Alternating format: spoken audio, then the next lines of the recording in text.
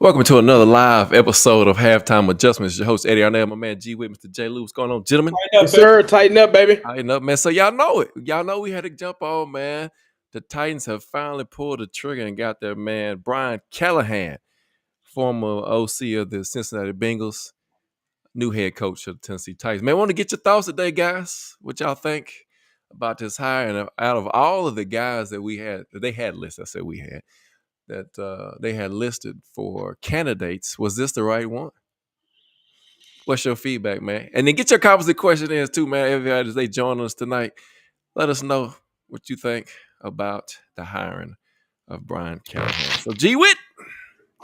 Okay. Your thoughts, man. As we went back and forth on Twitter last night, you guys know my apprehension already. But I will say this, because I did a little bit more research on Callahan, and it actually turned out to be pretty good. A lot different from other past head coaches that we've had, in the fact that one of the strong characteristics he has is catering the game to the talent of the player that he has. And that's something we've been talking about for the past couple of years. Not necessarily trying to get the player to fit the system, but trying to get the system to fit the player. So in that regard, I think it's a pretty good hire. I'm pretty impressed with his resume, with the players he's worked with, especially with the fact of him working with Peyton Manning, with all the research and details he had to go through with him. And the fact that you see after Peyton Manning, he goes to another quarterback who doesn't work the same way. So he had to adjust to that. Then he goes to another quarterback, same thing. Another doesn't work the same way. So you like the fact that he's adaptable. And that's really a good thing. My only concern right now, in all honesty, is the coaching staff, who he's going to have as everybody's talking about his dad coming here as O-line coach. Don't know if Cleveland's going to let that happen. And who he's going to get for a defensive coordinator, because if he's right, and if everybody's saying it's good, offensively we should be okay. Yep. So far, like you said, it was looking at his background. But go ahead, J. Lou. Give us your thoughts on Mr. Callahan. So I think it's a good hire. I think so this has been a 2-year plan to bring the Tennessee Titans into the modernization of the NFL football league. And I think this is part 2 of that. We saw it last year with the hire of Rand and adding in the analytics department that we've mentioned a lot on this show. And for those that don't know, G-Wit has become an analytics guy. Man, have we transformed him over? What? We transformed him a little bit this year, because he's been on it. But to see the team do that, and then the one thing I like about this hire, and I would have went good with him. I think Ben Johnson's, who's the hot commodity, I think he's gonna go to the Commanders. I would have been good with him, because my thing about getting an offensive guy is, from when you look at the league is offensive, the league is passing. You look about it. G-Wit just spoke about the pedigree that Callahan has with the quarterbacks he has. Think about it this way, and I didn't know it until I read an article from somebody up in Cincinnati, that Joe Burrow's offense is built for shotgun. I can't think of the quarterback that came in for what's the guy that Browning. Browning's not comfortable with shotgun. He's more under the center. They adjusted their offense when they realized that Joe Burrow was not coming back. How many times did we get on here on this show this year, last year, etc., and talk about adjusting to your players and not making your players fit your system? Exactly. So that's the one thing I like. And then the other thing I like, and again, he's going to have to put some good coordinators around him and put some experience, because he's never been a head coach. She's downstairs. Apologies for the little one. Okay. But I think the one thing I like about hiring an offensive coordinator, and I would have went with him, or I would have went with Ben Johnson, or any of the top guys, he's going to call offensive plays, probably still have an offensive coordinator. Now, granted, he's never called plays in the league. I don't think Sean McVay had called plays before he got hired. Mike McDaniel didn't call. He's the guy that has implemented the Cincinnati offense, and he was in the box. So you're able to see a lot of things up in the sky.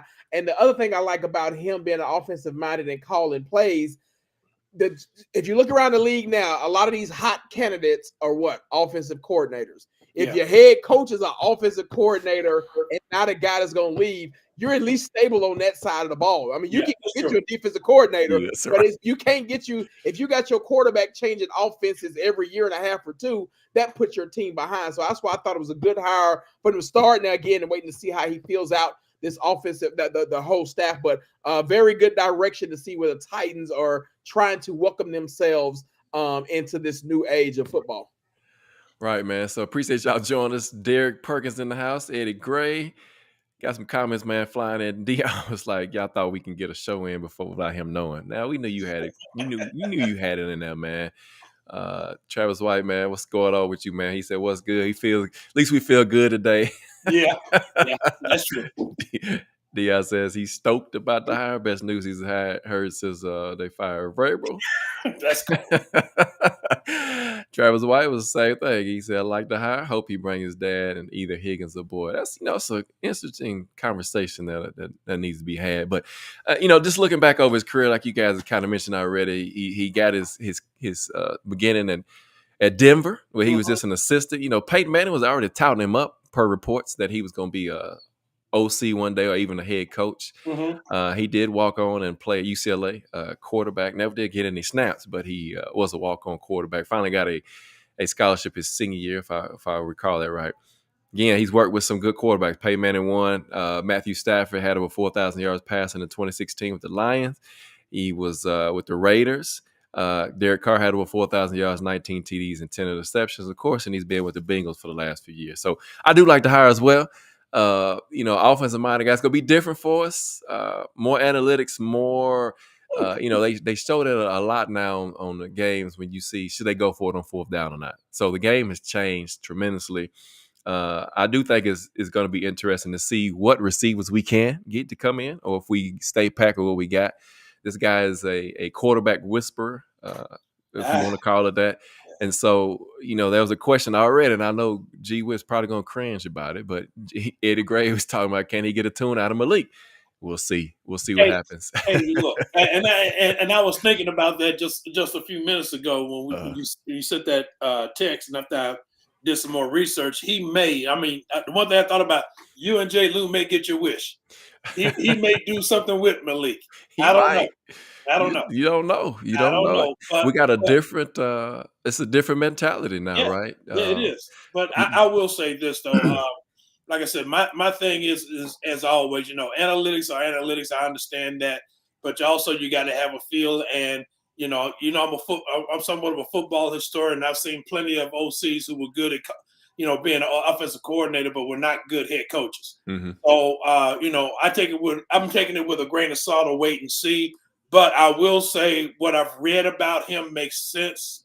I like what I've read about him and the research that I've done, that he's willing to work with it. I mean, the man worked with Tim Tebow. Come on.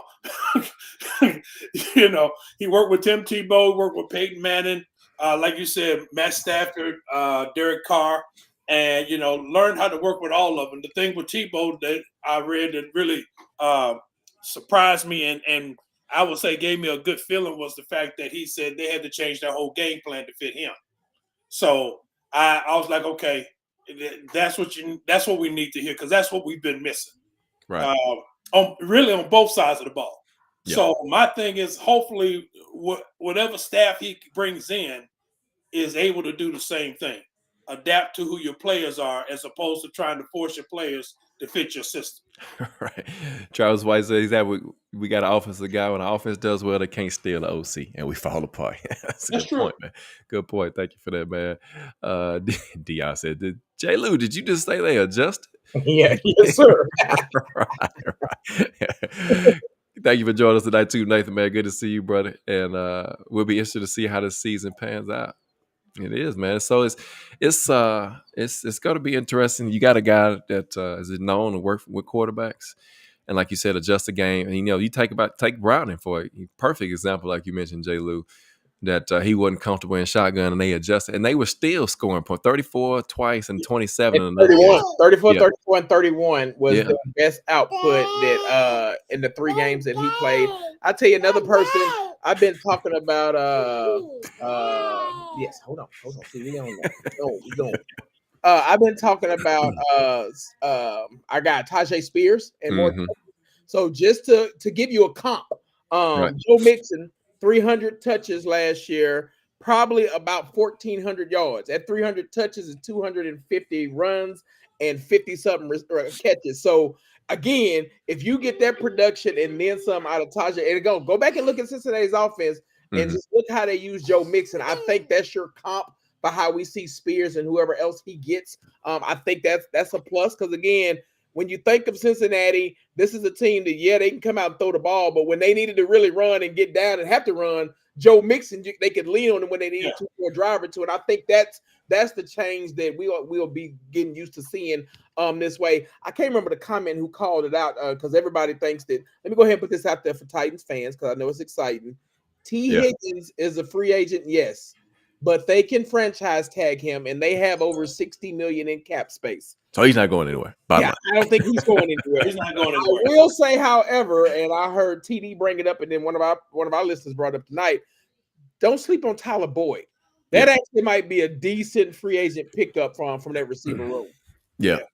Ed agree, man. We need another running back to add to Spears. It's gonna be interesting to see. We brought that up today to see who they're gonna add to the fold to have that 1-2 punch.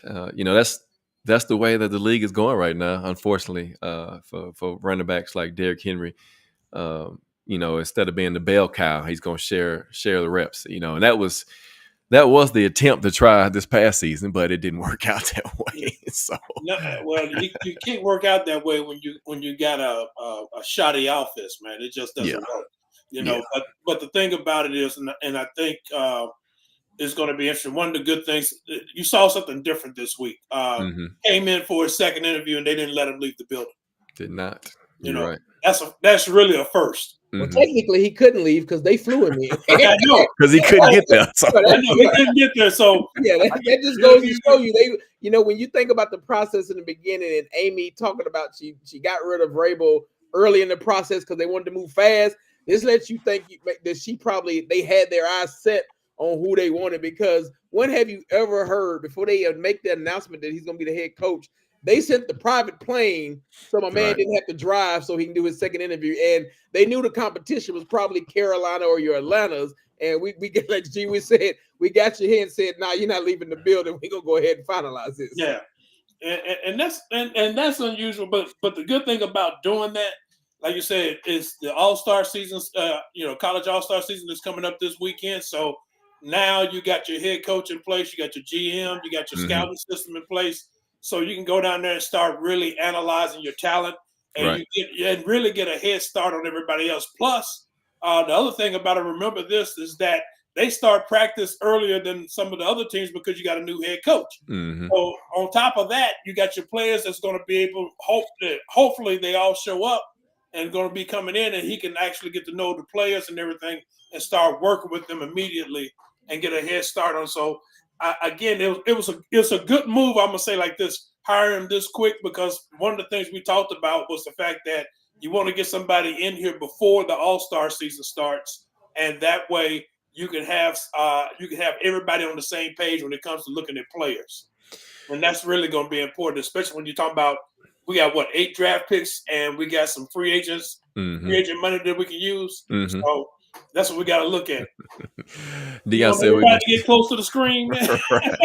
Dion said we finally go see what football was like before Jeff Fisher and the Oilers days. Said we never had that in the 25-year culture. You're right. It's been stagnant, man, for a while. And great point, man. Appreciate that. Yeah. So man, go ahead. No, I was just gonna say the only time it really wasn't like that was when Mike Hammerdinger was here. He had a pretty wide open. Matter of fact, that was when Steve McNair got his MVP and everything.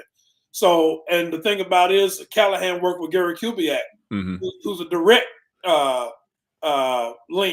direct branch from Mike Shanahan. So all these coaches you see, these offensive gurus these days are coming really from the Mike Shanahan tree as far as that's concerned. So you see a lot of them running a lot of motion, doing a lot of different things, a lot of the offensive line blocks differently. So Gary Kubiak, he did that even when he was in Houston, and opened that offense up.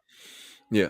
Eddie Gray says if King's not coming back, we need to get a Saquon and strong run games out DNA. We got to get somebody to come in there. And then Dion brings up another a good point about Julius Chestnut. He's still around. He's still on the squad. He could be a good 1-2 punch. And he's got a nice burst and he runs hard. And so Hassan Haskins is still on the squad. That's true. They hired him before the season, so that's still another one that again can fit that mold. Yeah, right. So yeah, man, it's an exciting time. I guess the biggest thing now to see who he brings in for his staff. What if he has any holdovers from the current staff? That was a big question today as well. And then we know Bowen interviewed with the Jaguars, but they went elsewhere. Tim Kelly hasn't been interviewing with anybody that I know of. I know Chris Harris, he interviewed as well with somebody. He interviewed with the Jags and the Bears. Yeah, and so we'll see. We'll see what happens. That's the next thing. Get his coaching staff lined out and see what happens, man. It's exciting to see freshness, new concepts, something we hadn't seen. That is what the sixth coach that the Titans have gotten since they've been to Tennessee. Yeah, and since what Heimerdinger, like you mentioned, and then Arthur Smith, that you saw a little bit more play action type game. We hadn't had nothing that was wide open to that effect, and so. Yeah, he's the first Titans coach, not total franchise, but Titans coach that didn't play NFL ball. Yeah, but that is correct. The flip side, he's been around football his whole life. Right. His whole life. And his dad at least got the team to the Super Bowl, even though he got beat bad. But he can't. Wasn't his daddy the team to beat the Titans? Yeah. Yes. In the AFC Championship game. AFC Championship game. That's correct. Yeah. So that is correct. It's going to be interesting to see how it all pans out. In all honesty, like I said, I know people are saying whether or not Cleveland throws an olive branch and let him bring his dad here, but Cleveland is not going to let that offensive line coach go. They gotta let him go in order for that to happen. There's nothing they can do as far as an upgrade or anything like that that's going to make it any better. So, but word is out that Mike Munchak wants to come back is sitting out there. So that he's a good teacher on the offensive line, that's for sure. So yeah, even though he can be maybe being around Callahan will make him loosen up, because like I said, he was a little bit rigid as far as offensive line was concerned when he was here with some of his players and everything. So we'll see. Made an MVP out of Rich Gannon. You're right. Eddie Gray. You're exactly right. Travis White says Boyd and Aduzue would be my targets from the Bengals. Higgins would be tagged around $22 million. That's right. Yeah. So again, man, thank y'all for joining us tonight. We want to jump on, man, and let y'all talk about the new coaching hire. I knew was a lot of excitement and get our thoughts on it. And so, like I said, get the band back together. I heard it really come back. There you go. Told y'all, man, we gonna jump over here every time something breaks for the Titans, man, as we go along, as we get these coaching hires in. We'll come back, we'll talk about those. The new league year comes in a couple months in March, so we start seeing some free agency moves. Jay Lou gonna have all the scoop on the contracts, and he says, Travis White says, who would we want for an OC? That's a great question, man. Who's available? I know that Brian Johnson got fired from the Eagles. I don't know if I want to go that route. The guy that interviewed from Carolina, they OC. Oh yeah, they've been talking about him coming here. Don't be surprised. I mean, don't take this year away from him, because I'm almost positive he was on that Thomas Brown Super Bowl. Yeah, he was on that Rams Super Bowl. Yeah, he was as well. And then Kentucky's former OC. He's available and out there as well. His name had been mentioned, because again, I think you see him be somebody who's an OC just to be in his ear with him play calling and help him kind of formulate the game plan. Same thing they did in Cincinnati. Mm-hmm. Yeah. So, but I think those are two names to watch. Okay. Yeah, like I said, my biggest concern right now is the defensive coordinator. Who is he going to get? That's the question. that is a question, because Well, this is that. So not only is that the question, but what's your philosophy for defense? What is your philosophy? You've been a 3-4 defense. That's correct. Forever, and do you flip it to a hybrid 4-3 or what? To change the player. So to your point, G-Wit, not only the coordinator, but what is his philosophy for it? So we talked about that. I think that was on the last show. It was I think it was either Dion or Eddie brought it up as a 4-3 guy when they were talking about what's his name from Chicago. He's slipped my mind now.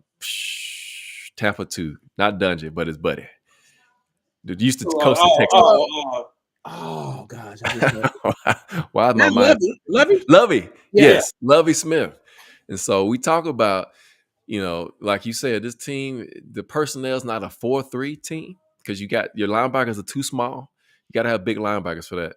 You got to, I mean, Shazier, I'm sorry for mispronouncing his name. He could play outside in a 4-3, but he can't play in the box, Mike linebacker. So, but yeah, you would have to bring in some different bodies on that front line because, like you said, it's a 3-4 defense is what we built for right now.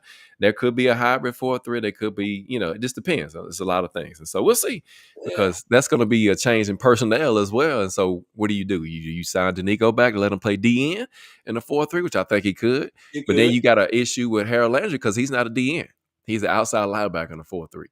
I mean, in the 3-4, excuse me. And so. But he can put his hand down in the dirt, though, so you never know. He can, but I mean, but typically, like you said, they put him outside, so and it's going to be hard to move him from that. Arden Key's an outside linebacker, so yeah, and so we'll see, man. That's a good topic of discussion. But like I said, man, join us again. We'll jump on next breaking thing that come out of the Titans headquarters, man. Y'all know y'all can catch it here with us. We're gonna give it to you live. Thank y'all, man. Landry was drafted as a DN. You right, Eddie Gray. Yeah, he played DN in Boston College, but they made him an outside linebacker when he got here. So, I say prompt our D-line coach Terrell Williams to DC. He's going to be coaching the Senior Bowl, so yeah. I'd rather land your hand in the dirt. Maybe because we know his cover skills are not there. Oh no. So he's better. Well, Travis, I think that might have went out the window with Bowen. I hope so. Right. Look, all I want is a defensive coordinator that's gonna be aggressive. He's gonna coach aggressive. He's gonna have an aggressive attitude, and he might talk a little smack every once in a while. And like somebody put in the chat, they don't have the DBs playing 10 yards off the ball. Exactly. Right. Give me somebody like Danico Ryans, man, because that Joker boy, you talking about coaching an aggressive defense. That Joker does it. I mean, even Aaron Glenn for the Lions, man, they were bringing all kind of blitzes. Oh yeah, all kind of. I mean, it was nonstop. Even when they was ahead, that was. Yeah, that's a whole nother show. But Greg Williams, Greg Williams. Hey, he's out there. You're right, man. But when he. Oh, Greg Williams wants to come back, man. He's not coaching anywhere at all. I know it. He might be done. I don't know. I like the fact that he's an aggressive coach. I mean, there's several candidates out there, but it's gonna be interesting to see who he brings in. Todd Bowles, man, that Tampa Bay ain't getting ready to let him go. No, after he won the NFC South with a makeshift offense, right? He was bringing the heat against us too. You remember? Oh, they beat up with 11 of the time. Yeah. Blitz the whole game. Yeah. And that's something he hardly ever does is blitz the whole game. But against he has the highest percentage of blitzes of all the teams. Right. That used to be Baltimore's thing. Right. It used to be what they did all the time. But Baltimore brings it too, man. Right. Man, appreciate that, Charles White. He said, good to see us, man. Keep coming back. I don't have nothing to watch. That makes sense about the team. Other than y'all. Appreciate that support, man, and the love, man. We thank y'all for that, man. Again, thank y'all for joining us tonight. Catch us next time, man. Usually don't have time when stuff pop off to put out a notification, so keep those notifications on so you'll get Wink is available. I was gonna bring that up, Eddie. Wink is available. Wink loves to blitz too. So I'm just saying. But he'll cut you out in a minute too. So I don't know if they want to go that route. So anyway, but thank y'all for joining us, man. Catch us next time. We out of here. Peace.